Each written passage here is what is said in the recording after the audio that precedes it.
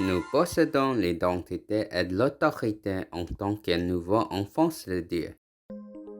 On ne met pas non plus du vent nouveau dans les vieilles outres, sinon les outres éclatent. Le vent coule et les outres sont perdues. Mais on met le vent nouveau dans des outres neuves, et le vent et les outres se conservent.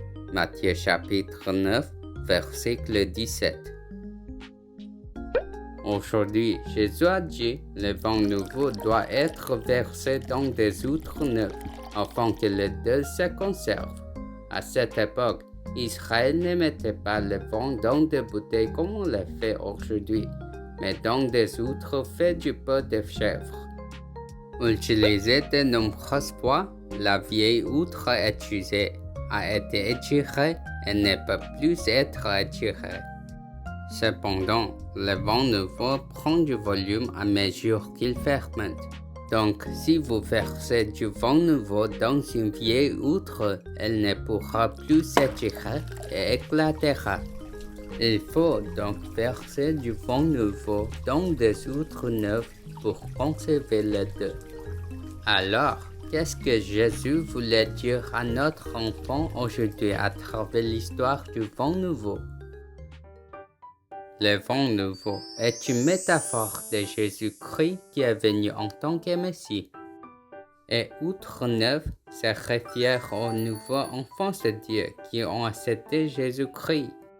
Si vous combattez la bataille spirituelle qui écrase la tête du diable au nom du Christ, l'arme que Dieu vous a donnée chaque jour, vous ne vivrez pas comme la vieille outre qui fait le travail du diable. En Christ, vous jouirez de l'identité et de l'autorité en tant que nouveau enfant de Dieu. Alors en Christ, comment nos enfants vivront ces jours qui ne reviendront jamais? Jésus est le Christ, nous sommes enfants de Dieu. Tous les problèmes sont finis. Satan va-t'en, rempli du Saint-Esprit, évangélisation mondiale, jusqu'au fond de le monde. Nous serons témoins. Le vent nouveau est une métaphore de Jésus-Christ qui vient ici en tant que Messie. Et outre neuve fait référence aux nouveaux enfants de Dieu qui ont accepté Jésus-Christ. Aujourd'hui, je vais raconter l'histoire d'Abraham, le père de la foi. Comment Abraham, qui a toujours eu des pensées charnelles, trompé par le diable face aux problèmes, est-il devenu le père de la foi? Abraham a vécu à Ur en Chaldée, qui était plein d'idoles. Un jour, Dieu appela Abraham et lui dit, « Abraham, quittez la terre où vous habitez et la maison de votre père, et va dans le pays que je te montrerai. Je ferai de toi une grande nation, et te bénirai, et je rendrai ton nom grand. Vous serez le sort de bénédiction. » Oui Dieu, j'obéirai à la parole de Dieu. Abraham, avec sa femme Sarah et son neveu Lot, quitta Ur de Chaldée pour le pays de Canaan. Le pays de Canaan est le pays où naîtra le Christ, le Messie, la postérité de la femme qui écrasera la tête de Satan. Mais de grandes difficultés viennent à Abraham qui suit la volonté de Dieu. Il y a eu une grande famine dans Canaan et il n'y avait rien à manger. Les craintes momentanées du problème alimentaire ont vaincu Abraham. Donc il quitta Canaan, le pays de bénédiction que Dieu avait promis, et graduellement se dirigea vers le sud et resta dans le pays d'Égypte. Un problème majeur est venu à Abraham qui a dévié du plan de Dieu à cause du problème de nourrir la vie. C'est que l'Égyptien louait Sarah, la femme d'Abraham, pour sa beauté. Alors Abraham fut affligé parce qu'il pensa, « Ma femme Sarah est belle et les Égyptiens peuvent me tuer, son mari. » Donc il a menti aux gens que sa femme Sarah était sa sœur. à Pharaon, le roi d'Égypte, qui connaissait Sarah comme la sœur d'Abraham. Abraham envoya sa femme bien-aimée. Mais cette nuit, Sarah et Abraham ont gardé l'alliance de Dieu en menant la bataille spirituelle pour écraser la tête de Satan. Ainsi, ils ont reçu la protection absolue de Dieu et sont sortis d'une grande crise. Après un temps, Dieu donna Isaac à Abraham âgé de 100 ans et Sarah âgée de 90 ans comme promis. Mais un jour, Dieu vient à Abraham et lui dit: Abraham, prends ton fils unique Isaac que tu aimes tant et va au pays de Moria et offre-le en holocauste.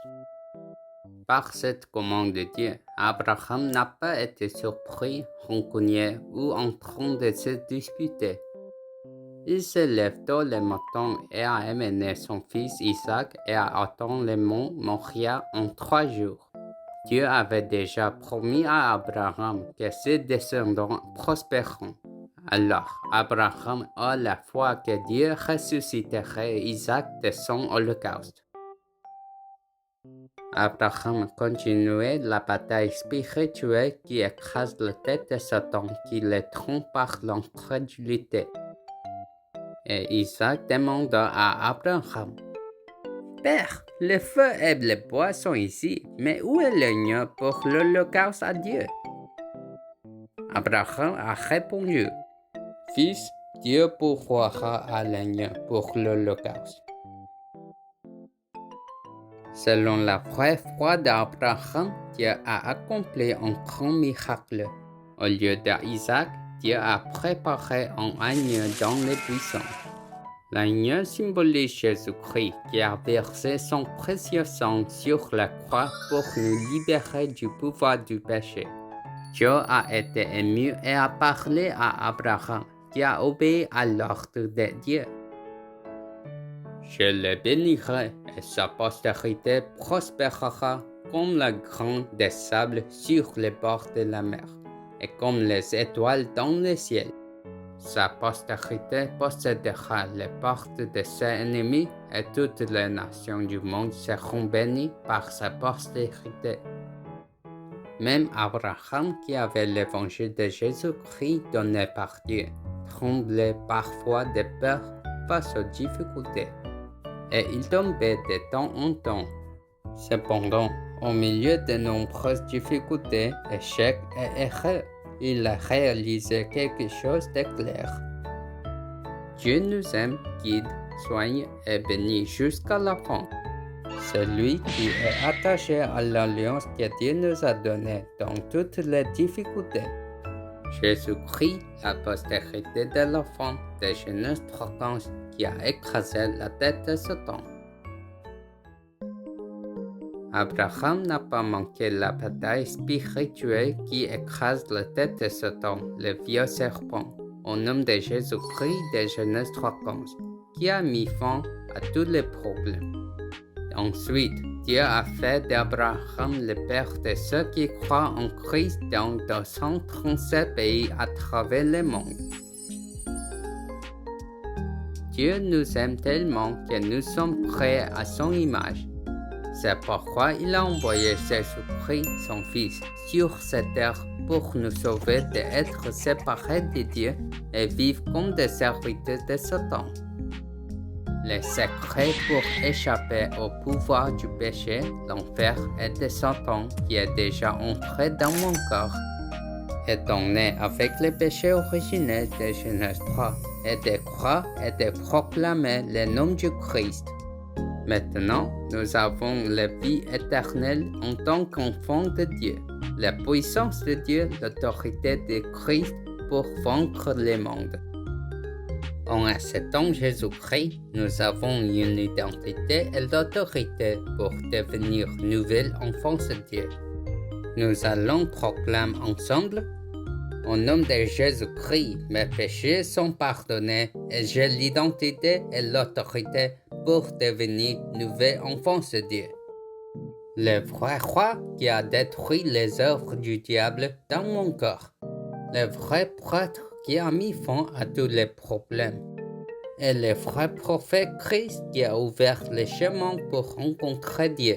L'Esprit du Christ doit être apprécié par la bénédiction d'Emmanuel. Et je vous bénis pour devenir le sommet spirituel qui fait briller les lumières du Christ dans 237 pays à travers le monde. Dieu Tout-Puissant, merci de m'aimer et de me bénir jusqu'à la fin. Depuis que j'ai accepté Jésus-Christ de Genèse 3:15, l'évangile que vous m'avez donné, j'ai l'identité et l'autorité de votre nouveau Fils.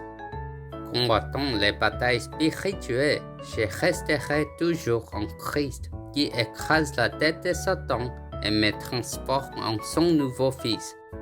Permettez-moi de devenir le sommet spirituel qui brille le monde entier avec la lumière du Christ. Je prie au nom de Jésus-Christ. Amen.